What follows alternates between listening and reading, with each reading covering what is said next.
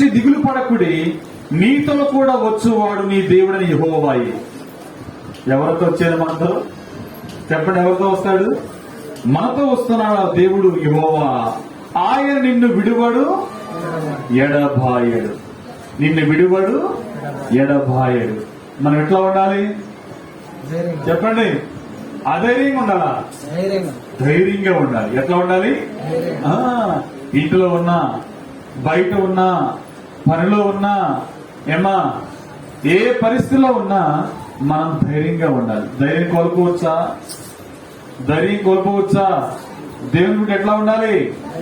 ధైర్యంగా, సింహం వలె ధైర్యంగా ఉండాలి. ఎట్లా ఉండాలి? సింహంలాగా ధైర్యంగా ఉంటూ ప్రభు కోసం మనం నిలబడాలి. ఎట్లా నిలబడాలి? ప్రభు కోసం మనం ధైర్యంగా నిలబడితే దేవుడు క్షేమమును, ఆశీర్వాదమును, నెమ్మదినిస్తాడు. దేవుడు మరి నిన్ను ఒక సాధనముగా వాడుకొని నీకు పని అప్పగిస్తాడు. ఎంతవరకే సంఘములో ఉంటూ మరి ఎప్పుడు వినేవారంగా కాదు. దేవుడు ఏం చేస్తాడు?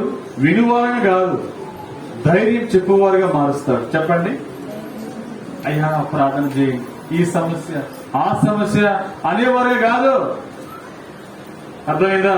నీవు నమ్మకంగా ఉంటే నీలో ప్రవక్తులు లేస్తారు, మీలో ప్రవశించేవారు లేస్తారు. పిలుపు కుమార్తెలంట ప్రవశించేవారంట. 4 కుమార్తెలు ఉన్నారు ఆమెకి. ఆయనకి ఎంతమంది ఉన్నారు? పిలుపుకి ఎంతమంది ఉన్నారు? 4 కుమార్తెలు ఉన్నారు ఆ రోజుల్లోనే. వారు ఎలాంటి వాళ్ళంట? ప్రవశించేవారు, దేవునికి సాన్నిహిత్య సంబంధం ఉన్నవారు, ప్రభుతో మాట్లాడుకునేవారు. మీరు వెళ్ళి చెప్పండి అంటే చెప్పేవారు. ఎవరు? పిలుపు యొక్క 4 కుమార్తెలు. భయభక్తులతో ప్రభు మార్గాల్లో నడిచిన వారు. మన మీద ఉండకూడదు అట్లా.